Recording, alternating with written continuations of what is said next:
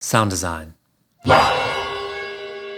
All right, so how do you estimate delay and level offset between two speakers in your 3D model? And why would you want to do this? Can't you do this in the field? You can do this in the field, but if you have time in your pre-production, like when you're on a plane flight down to the location of where you're doing the show or a train ride, then you can pre-plan some of this stuff and actually put it into your console file or your output processor, or just have it all written down so that you're ready to go once you get in the field. You and I both know that if there's one thing we're always lacking on these shows is time. And so if there's any ways that we can have little shortcuts or save time, I'm always looking for those.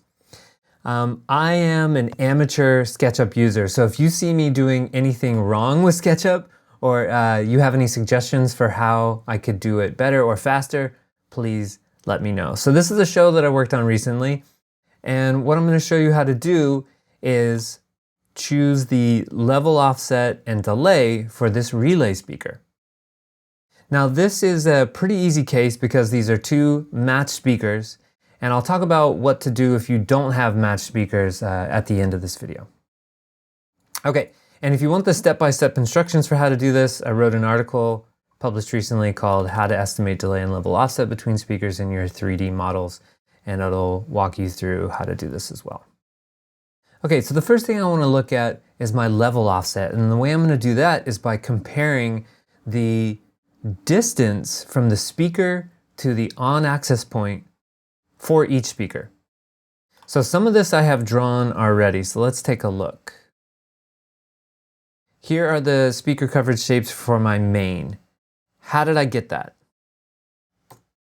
I got that using forward aspect ratio. Now, forward aspect ratio is just a way for us to compare depth and width of our speaker coverage shapes, just like we would compare depth and width of a room, and it helps us fit speaker coverage shapes into rooms. So I know that a VRX 932 is a 100-degree speaker. So I look on the back of my aiming triangle business card, which I'll put a link to below this video, and I see that a 100-degree speaker has a forward aspect ratio of 1.31. So I measure this distance from the beginning of the speaker to the end of its coverage, which is 61.66 feet, and I divide that by 3.31. 61.66 divided by, sorry, did I say 3.31? 1.31 is 47. So then at mid-depth, I'll draw a new line that's 47 feet wide. Now that I have my depth and width, now I can just draw some arcs around here to help me even better visualize this shape. To show you how well this worked out, I'll hide this layer, and I brought in a prediction of what a 100-degree speaker might look like. And you can see it's not perfect, but it's pretty close. I've got here the outline of the middle of this indigo color to the middle of this indigo color over here. So I'm basically just connecting my 6 dB down points. So now I'm going to move along and do the same thing for my relay speaker. Now, if the relay speaker were covering the exact same distance and shape in the room, then I really wouldn't need to do anything or worry about any level offset, but it's covering a different distance, which you can see here. So now when I zoom out, you can see that this coverage shape for these relay speakers is a little bit smaller, so they're going to need to be turned down a little bit. And I did the same process here where I measured the depth, used the forward aspect ratio to make this shape here. So the next thing I want to do is I want to draw little lines on my on-axis points to simulate head height measurements or microphones. So these are just two lines, each of them at 4.5 feet up. Now let me know if you guys use a different measurement for sitting head height.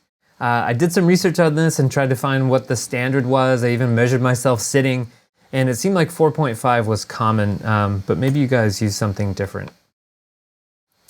Okay, so then once I had these lines drawn here at on-ax, then I could draw lines from each speaker to its relative on-axis point and then measure those lines.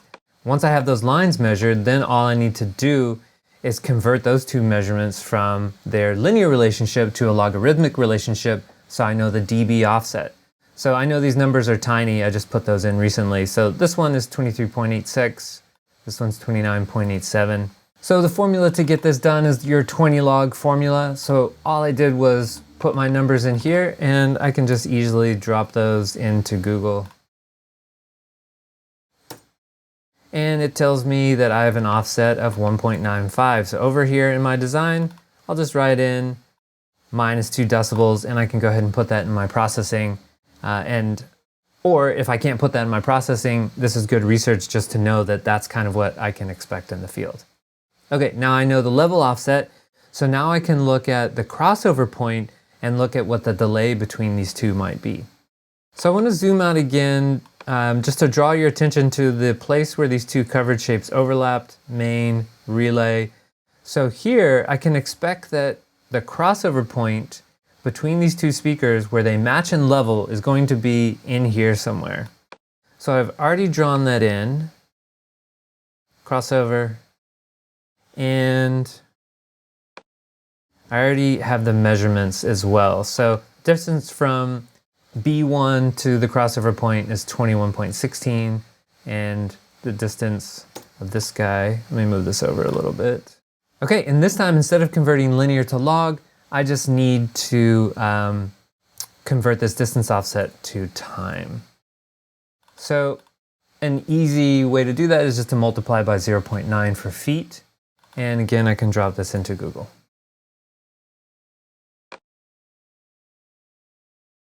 So 24.16 milliseconds.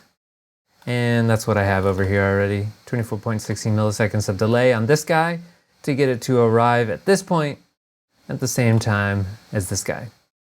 Please keep in mind that the reason this is so easy in this design is that these are two matched speakers. If they were unmatched speakers, then we would need to do a step called power scaling. And if one was being measured on ax while the other one was being measured from off ax, like if I had a measurement in front of this front fill here and to the off ax of this main, then we would need to include an axial advantage offset as well.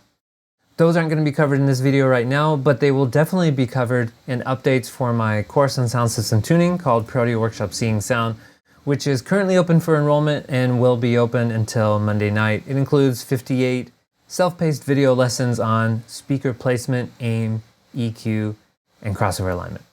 Okay, so that's what I know about doing this kind of stuff in your models. If you have any suggestions for me about how to do this stuff even better, please let me know, and thanks for watching. Sound design.